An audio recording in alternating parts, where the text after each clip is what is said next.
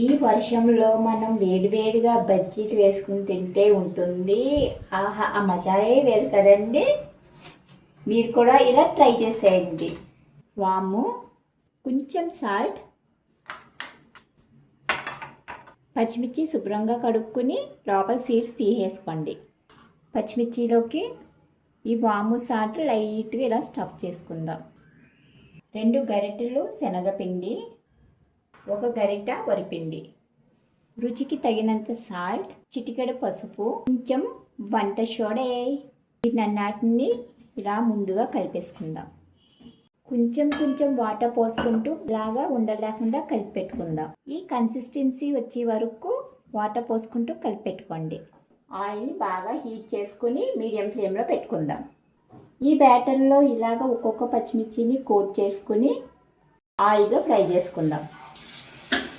1 side ఇలా fry చేసుకున్న తర్వాత నెక్స్ట్ సైడ్కి ఇలా టర్న్ చేసుకుని రెండో వైపు కూడా వేయించుకుందాం. ఇలా 2 వైపులా వేయించుకున్న తర్వాత ఒక ప్లేట్లో తీసుకుని పక్కన